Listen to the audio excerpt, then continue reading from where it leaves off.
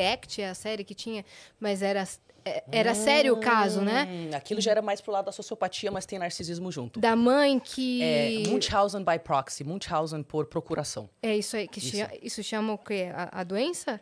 Isso. Ah, o nome da doença. Mas a você... mãe... Perdão. Não, é que só pra gente não perder que você falou, tem muita coisa pra falar disso, mas antes do xixi. Então... Ah, é verdade. Tá, lembra aí do Munchausen by proxy. Ia ser da personalidade não, tanto faz a ordem. Pode terminar. Bom. É só pra gente não perder o assunto. Beleza. É que aqui esse papo é rico demais e a gente vai extrair tudo que você tem. Que bom, bora. A mãe que dava remédios pra filha, fazia ela pensar que era doente. E a filha não era doente. Ah, meu Deus. É verdade. E um dia ela falou descobriu. Disso. Você falou o nome, não me liguei. O nome é a pessoa, literalmente. Mas agora você falou da história, eu lembrei que você já comentou. Sim, é um caso... um caso real, né? Um caso real. E ela mata... Não é spoiler, tá? É um caso criminal. Ela mata a mãe. Sim. Ela mata a mãe e consegue sair. Esses casos são assim. Tem um transtorno chamado Munchausen. Tá? A pronúncia, eu acho que é alemão, não falo alemão, então certamente não é essa a pronúncia, tá? Mas o nome é algo assim. E o que é isso? É quando a pessoa, ela finge doenças para ela receber atenção da equipe médica. Só que tem vários transtornos que fazem uma pessoa fingir doença. Não é só narcisismo. Quando ela finge, é Munchausen. Quando ela faz outra pessoa ficar doente ou fingir ser doente, ou ela convence a pessoa de que é doente, isso é Munchausen por procuração. E geralmente, 95% dos casos é a mãe, tá? Não é o pai, é a mãe. E ela pode ter vários transtornos. Então, ela pode ter um transtorno psicótico, ou seja, ela escuta vozes que falam que o filho está doente, que tem que fazer esse procedimento, aquele outro procedimento. E aí ela acha que é aquilo mesmo. Então ela fica submetendo o filho a vários procedimentos não necessários. Não deixa sair de casa. Isso. Mas isso é um caso, onde ela é psicótica, tem um transtorno psicótico, tem vários transtornos psicóticos. Ela pode ser borderline, ela pode ser narcisista, ela pode ser sociopata, né? Então, o que a mãe que faz isso podem ser várias coisas. Mas nesse caso específico do The Act lá, a gente já estava falando sobre uma narcopata, né? Uma narcisista, já pro lado da psicopatia ou sociopatia, não é? E aí, é uma situação onde... Isso é interessante porque tem diferentes cenários, tá? Então... Vamos começar num cenário bem leve, tá? Que acontece com frequência em famílias narcisistas que eu já vi várias vezes. Muitas vezes, um filho é escolhido para ser a criança inválida. Eu chamo de criança inválida, ou criança incapaz, ou criança inadequada. Esse filho é convencido de que ele tem algum tipo de transtorno, mesmo que ele não tenha. Às vezes ele até tem, mas quando a sua criança tem um transtorno, você ajuda ela a se inserir na sociedade com aquele transtorno, né? Tá jogando na cara dela. O processo é o contrário, né? Não é? Então, às vezes, a criança tem um transtorno, mas muitas vezes não tem. E a mãe e o pai começam a colocar ideias na cabeça da criança desde da infância de que ela nunca vai crescer normal. Então, ou começa a falar que ela tem algum tipo de transtorno psicológico, que ela vai sempre ter que ficar perto de mamãe e papai. Aí, um daqueles casos lá dos filhos com 40, 50 anos de idade, nunca conseguiu sair de casa porque tem algum transtorno não diagnosticado, que não tem nada, na verdade. Né? Os pais acreditam nisso? Ou não? O narcisista acredita na própria mentira. Aí a gente tem que entrar em porquê e como que isso acontece, como que isso é possível. Então, o narcisista, ele vive numa semi-psicose. Ele mente patologicamente sobre tudo, mesmo que ele não precisa mentir, de tanto que é hábito. Como que é o nome da pessoa que... Peraí, calma. A pessoa Ai, caramba. Quando a pessoa mente sobre tudo, tem um nome pra isso que me sumiu agora. Mitômana? Isso aí, então, mitômana. O mitômano, ele necessariamente é narcisista? São duas coisas que correm ali... Eu tô falando porque eu convivi muito tempo com uma mitônoma. E era assim... Não era a ponto, você sabe, né? Sei quem da história. Já sei. Não era a ponto de fazer mal, mas enchia a porra do saco. A pessoa Sabe? que mente patologicamente, geralmente isso é uma defesa contra a vergonha. Ou alguma situação desconfortável que ela não quer estar vivendo. E começou na infância, ela não tinha como pedir ajuda pra ninguém. Então ela começou a mentir pra fingir que não era aquilo.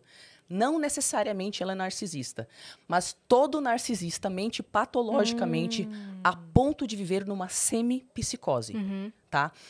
Eu vou contar uma historinha pessoal para vocês começarem a entender como que brota isso, Tá. né? E eu não sou narcisista, gente, meu diagnóstico é outro, não é narcisismo. Tá. Mas essa historinha mostra o nível de desespero emocional que uma criança tem que estar para ela começar a mentir e achar que essa é a única solução. Inclusive, depois a gente quer saber da sua trajetória para ver como você Tá. se especializou nessa E ainda faltou vertente. Nojo em Fuga. Vamos ter que não. listar aqui os Vai ter que pegar um pedaço de papel aí. Gente. Tari, é hoje. Mas conta a história. Quando eu tinha 6 anos de idade, eu me mudei para os Estados Unidos. Eu não falava inglês. Aí, nos primeiros meses, eles colocaram a gente numa escola para imigrantes. Aí lá tinha vários idiomas, mas não tinha ninguém que falasse português. Então, eu não sabia falar nada, né? Nada. Me ajuda, professora, professor, nada. Estava lá num país que eu não conhecia. As pessoas falavam comigo o tempo inteiro, eu não entendia nada, eu não sabia responder. Aí, no primeiro dia de escola, eu tinha que fazer xixi. Olha a história do xixi. Será que é isso? Vamos descobrir. Olha a Olha história aí. do xixi, gente. Aí eu não sabia pedir pra ninguém. E ninguém tinha me explicado nada, ninguém falou que não ia ter ninguém. Então eu fiquei quieta. Aí passaram uns minutos. E eu tendo que fazer xixi. Eu pensei que tinha que fazer xixi. Aí passou 1 hora. E eu segurando xixi. Aí a gente foi fazer uma atividade em grupo lá fora. Eu segurando xixi. Desesperada, desesperada, desesperada. E eu lembro que eu segurei o xixi tanto tempo. Eu não sei quanto tempo eu segurei o xixi pra isso acontecer. A gente estava numa atividade lá fora, as crianças de mãos dadas, num círculo. E eu lembro a cena que o meu xixi, eu me mijei, só que ele estava com tanta força, tanta pressão, que ele atravessou a calça jeans que eu estava usando e ele se projetou 1,5 metro na minha frente. Foi. Foi. E todo mundo... Porque é óbvio, né? Mas ninguém entendeu. Tipo, como é possível uma menina projetar 1,5 metro de xixi? Aí eu comecei a fazer xixi lá na frente de todo mundo, morrendo de vergonha. Aí olha o que minha cabeça fez. Vamos entrar na cabeça de uma criança. Ninguém me explicou nada. Não tinha um adulto. Não tinha como eu me comunicar. Não tinha como eu pedir ajuda. Eu não sabia o que estava acontecendo.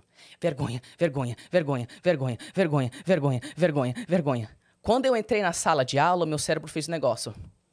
Reescreveu a história para que eu não sentisse vergonha. As crianças olhassem para mim e eu... Você acredita? Tava lavando minhas mãos lá no banheiro, me molhei toda. A criança viu que eu fiz xixi. Eu fiz na frente dela.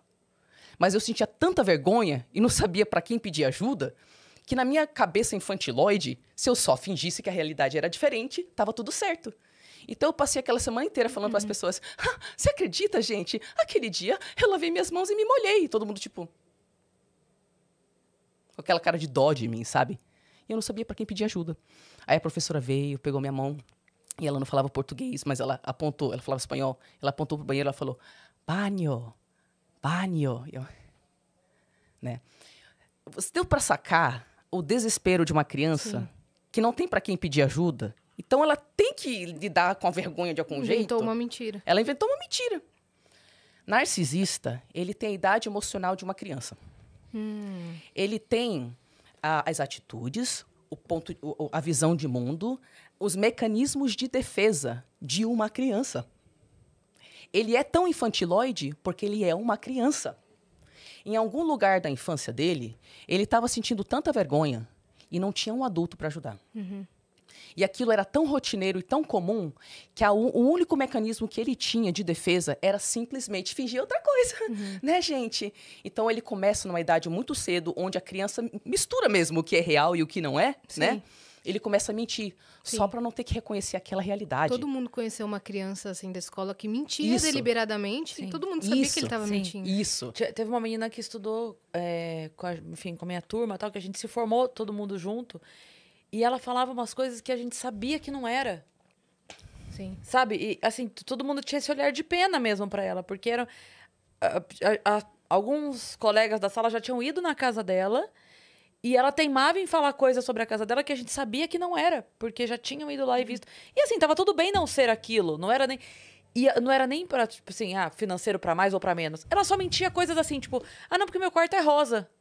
É mentira que não faz nenhum faz sentido. sentido. Isso. É qualquer mentira. Nem o narcisista sabe porque tá mentindo mais. Eu lembro uma vez, isso foi tão marcante pra gente, uma professora nossa tava contando, era em Sorocaba isso, e a nossa professora tava contando que tinha vindo pra São Paulo na estreia de uma peça naquele final de semana. Ela tava comentando, gente, eu fui numa peça no final de semana, não. Era uma estreia de uma peça e ela tava muito empolgada, ela era toda cantora, artista, tal, então ela tava feliz contando pra gente, sabe? E aí essa menina tinha ido ao banheiro na hora. E ela perdeu a parte de fui a uma estreia. Ela perdeu essa informação.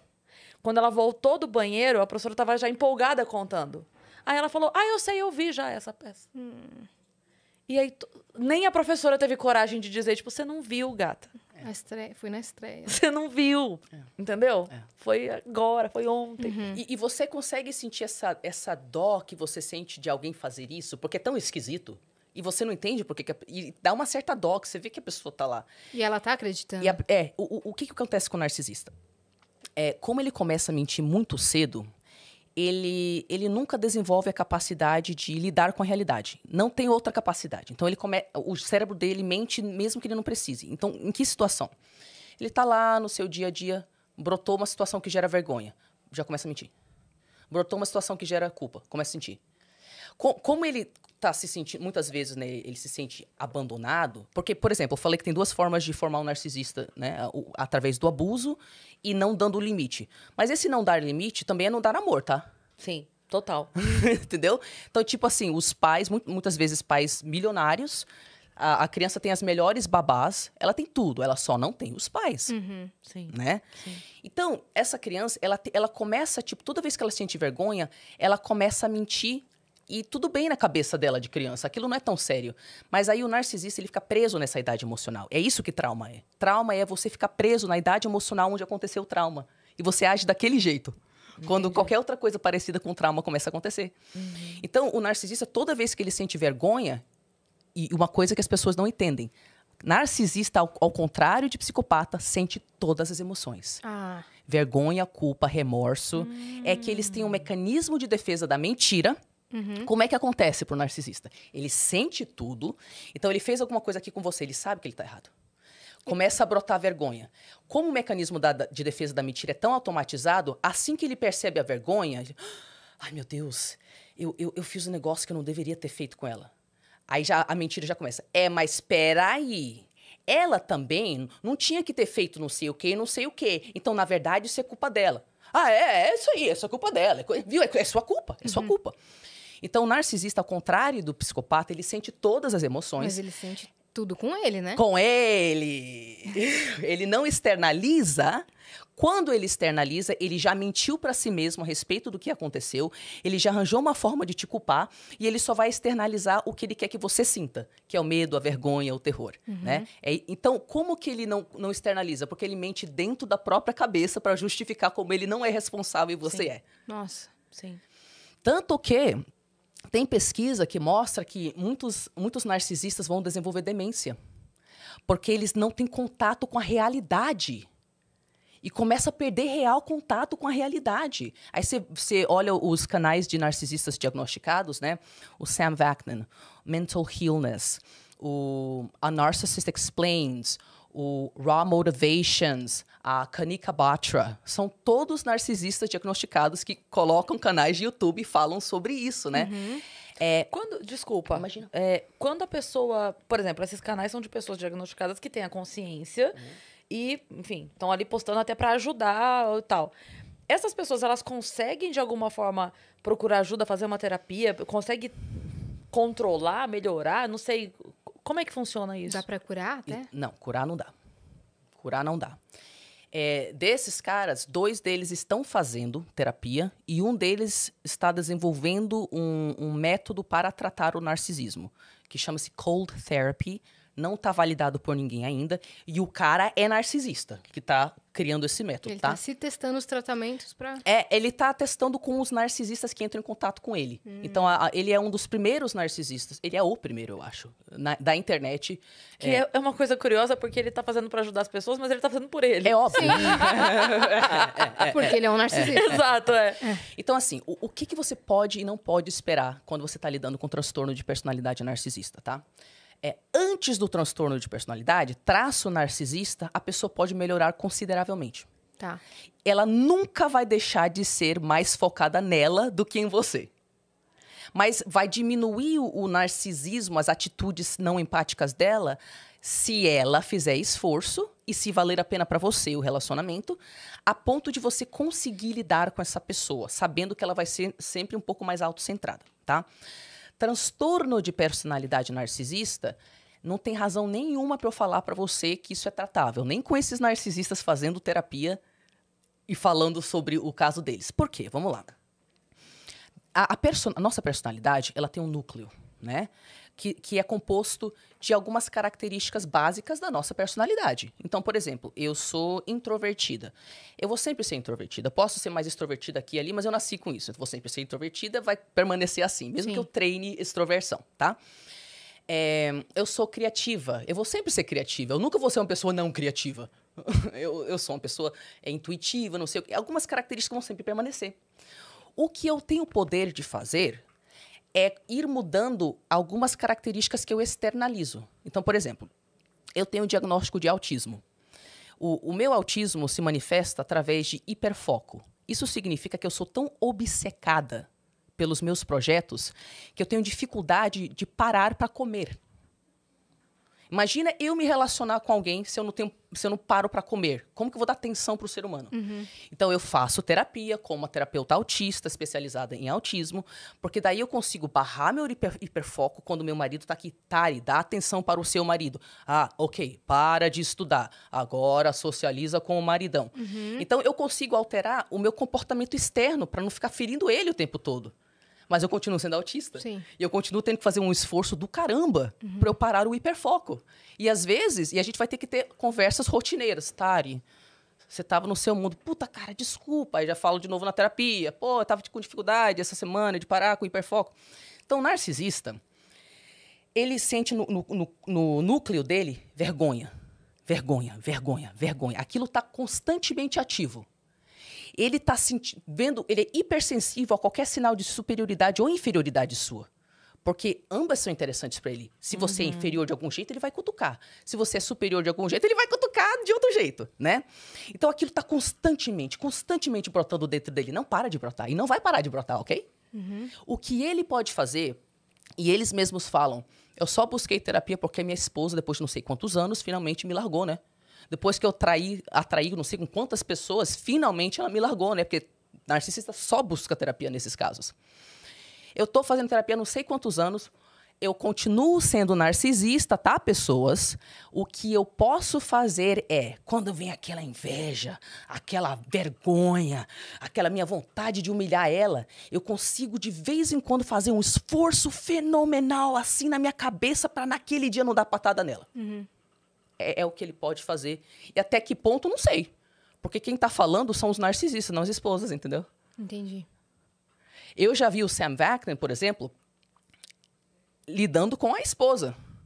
Aí você vê que ele é narcisista. Então, ele tem uns 2, 3 vídeos onde ele grava uma conversa com a esposa. Eu que conheço o negócio, eu já vejo as várias formas que ele tá invalidando ela, de formas sutis, fazendo ela se sentir burra, só naqueles 5, 10 minutos.